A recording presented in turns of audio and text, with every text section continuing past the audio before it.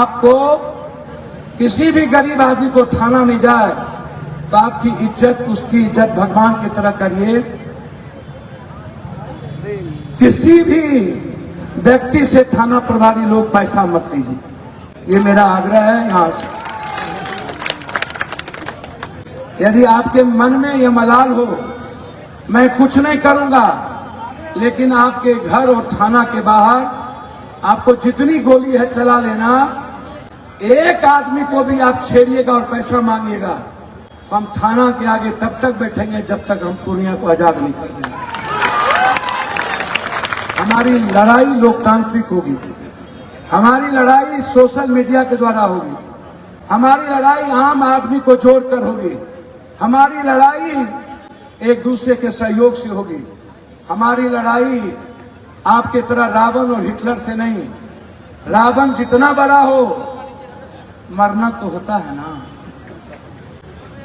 इसीलिए आप बेफिक्र होइए, आप जाइए सोशल मीडिया पर लिखिए, हमारे तक बात पहुंचा दीजिए, ऑफिस में एप्लीकेशन दे दीजिए।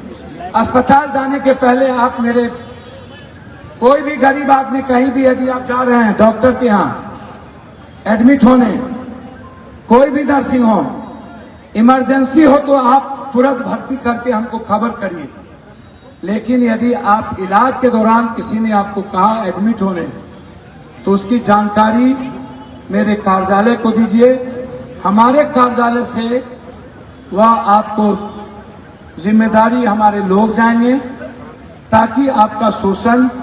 और मैं डॉक्टर साहब से एक आग्रह करूंगा, ये जो मुटका सॉन्ग में कौन सी लेके चलता है, बाउंसर, ये बाउंसर उनसर पूर्णिया से हटा दीजिए।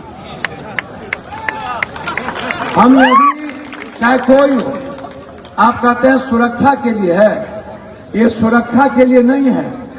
आप जो लोगों पर जुल्म करते हैं, ये डर दिखा करके जुल्म करने के लिए जो बाउंसर रखते हैं, ये मत रखिए। और साथ साथ अस्पताल में जो आप विभिन्न जातियों का गलत लोगों को आप अपने अस्पताल में रख करके जाति के तौर पर आप काम करते हैं, ऐसे लोगों को अस्पताल में नहीं रखिएगा जो गाली गलौज करता हो। आप इलाज नहीं करिए, मंजूर है। यदि पूर्णिया की जनता को गाली गलौज किसी अस्पताल में हो गई तो मैं ताला लगा दूंगा, ये बात आपको कह दूं। और मैं जनता से भी कहूंगा, मेरे रहते हुए आप किसी को गाली गलौज मत कीजिए, आप किसी डॉक्टर के अपमान मत कीजिए, आप उसका सम्मान कीजिए, वो आपका इलाज करता है।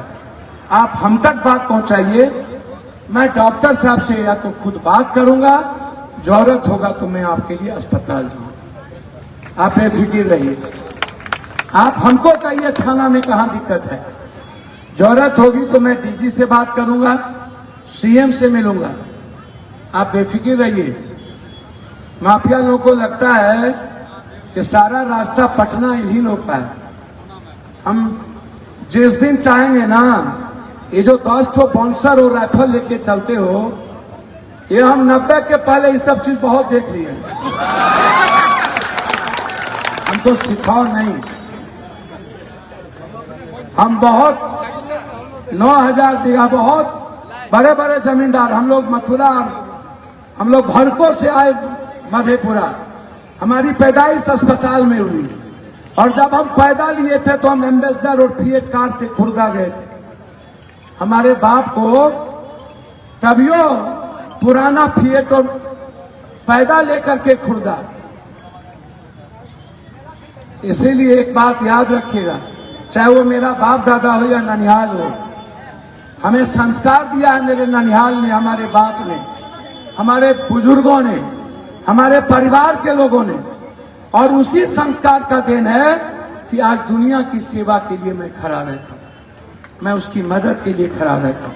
मैं जात पात नहीं करता हूं, मैं हिंदू मुसलमान सियासत के लिए कभी किसी जात को तकलीफ नहीं दूंगा। मुझे राजनीति करूं ना करूं, लेकिन किसी जात को बाइफरकेट करके ये जो प्रधानमंत्री आते हैं तो कहते हैं 7 जाति हमको सपोर्ट कर रहा है, एक मुख्यमंत्री बोले सपोर्ट कर रहा है, एक आदमी बोले कि हमको बैकवर्ड एक हो जाओ।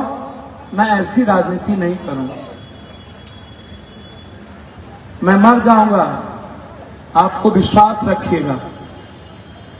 मेरा दरवाजा रात के 3 बजे तक खुला है, मैं 3 बजे के बाद सोने जाता हूं। 2 बजे तक जो लोग आएंगे मैं उसका काम करूंगा। 2 बजे बेफिक्र रहिए, आप मत सोचिएगा, और आपको कहीं आने की जरूरत नहीं है। आप तकलीफ में रहिएगा, मैं वादा करता हूं पप्पू यादव आपके पास जाएगा, आपको कुछ कहने की जरूरत नहीं। आपकी तकलीफ की जिम्मेदारी मेरी होगी। जिस दिन गिनती थी उस रात में जब डेथ कर गए एक बच्चा तक खुला है, मैं 3 बजे के बाद सोने जाता हूं। 2 बजे तक जो लोग आएंगे मैं उसका काम करूंगा। 2 बजे बेफिक्र रहिए, आप मत सोचिएगा, और आपको कहीं आने की जरूरत नहीं है।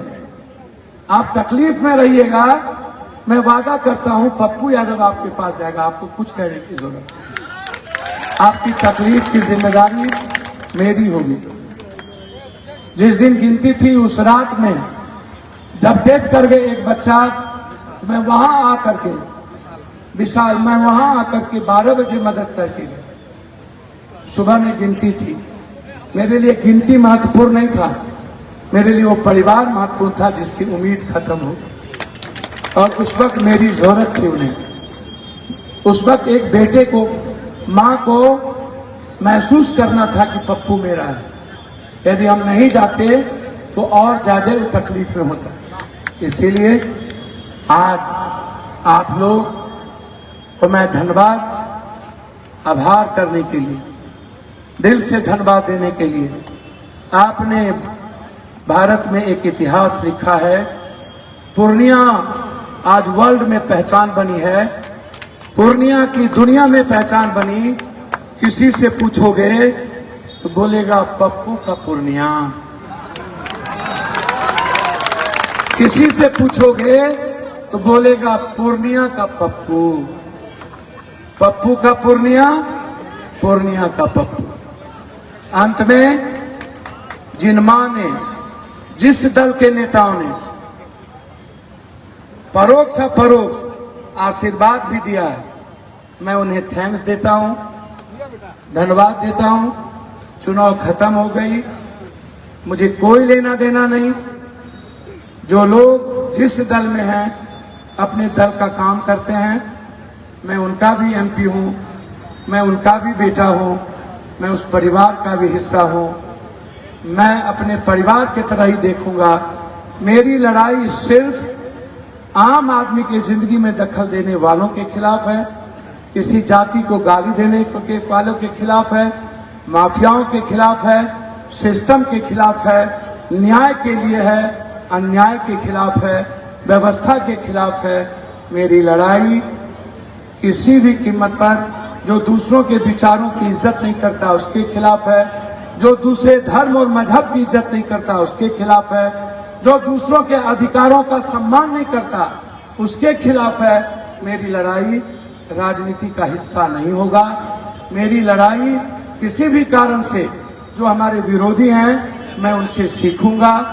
हमसे कोई गलती होगी तो आप लिखिए, आलोचना करिए, स्वस्थ आलोचना करिए। आप किसी की निंदा, निंदक नियरे राखियो जामे कुटुंब समाय, याद रखिए वो सब इस अच्छे लोगों का काम है, निंदक को रखना। और जो लोग निंदा करने वालों के खिलाफ हो